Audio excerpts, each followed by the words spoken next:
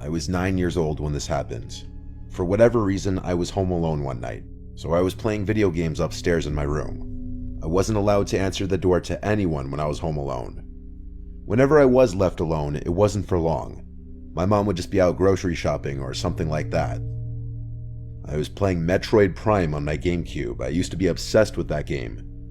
I heard the house phone downstairs start to ring. My mom always told me to pick up the phone if it rang, in case it was her calling. So I hurried downstairs, and by maybe the fourth ring, I picked up. The caller ID was from my mom's cell phone. She said, "Sweetie, can you come outside and help with the groceries?" I replied, "Mom?" She said back, "Yes." I felt like something sounded off with her voice. You obviously know your own mom's voice, and so even at such a young age, when I was questioning why it didn't sound like her, I said, "Why do you sound like that?" She replied, "Like what, sweetie?" And I hung up. My mom would never use the word sweetie like that, especially twice in a matter of seconds. The phone rang again, and my mom's number came up on the caller ID again.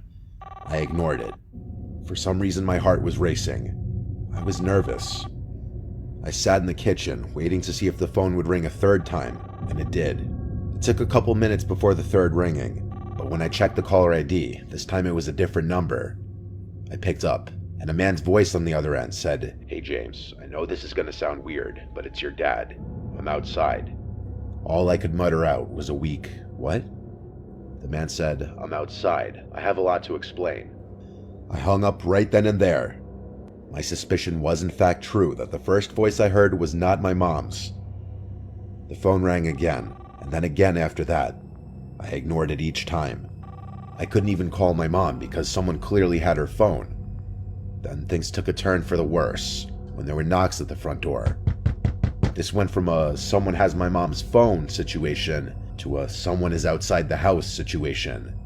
My mom would not be knocking on the door. She'd have a key, obviously. I peered around the wall of the kitchen to look at the front door. I heard a man's muffled voice on the other side saying my name. He was saying, "It's your dad." He rang the doorbell, and then I heard him start attempting to open the door. I did something that no 9-year-old should ever have to do, and that was grabbing the phone and calling 911. The 911 operator asked me what I imagined to be some pretty standard questions, most importantly telling me to wait in a bathroom or other room with a lockable door until the police get there. The bathroom is on the first floor of the house. I hid in there with the lights off. Whoever was outside came to the window and tried pulling it open. I heard their entire struggle. Then they must have moved to the next window. I think they tried every window and door in the house. If anything were to have been unlocked, this story would have had a very different outcome. They must have given up at some point before the police arrived.